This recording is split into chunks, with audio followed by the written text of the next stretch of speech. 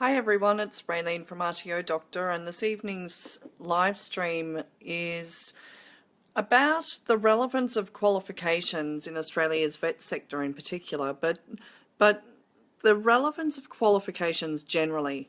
So I was thinking about a live stream that I did a few days ago about qualifications and I started to wonder whether or not we really are addressing the skill shortage needs that we do have in Australia.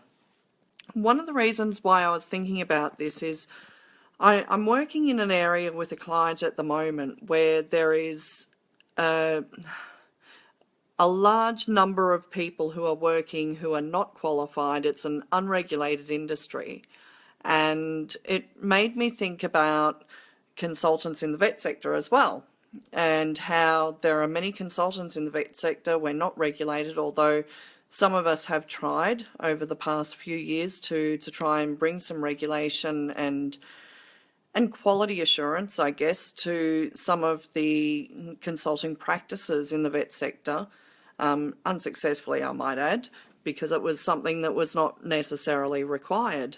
However, it's also made me think about other areas of skill shortage where we have people who are working in jobs where there is no mandate or no compulsory qualification for them to be able to get a job. So I'm thinking about many years ago I was working with a close friend of mine who works in pathology collection, and there are no mandatory qualifications required for pathology collectors in Australia. There are qualifications out there that people can have, but there is no mandate for them to have those qualifications to be able to collect blood and other pathology samples. So I started thinking about the beauty industry and the manicure and pedicure shops that we all see in our supermarkets, or not our supermarkets, but our shopping centres, and how those people don't necessarily have the qualifications. In fact, many of them don't, because they're just those cheap manicure pedicure places, and it's not a regulated industry either. And so I started thinking about something that's been coming up in the vet sector quite a bit in relation to qualifications and whether or not people genuinely need full qualifications these days. And one of the things that was coming up quite a bit in industry consultations was that people weren't necessarily after full qualifications anymore, particularly industry stakeholders. What they were more after were skill sets. And even still today, we're seeing more and more people who are after skill sets than full qualifications.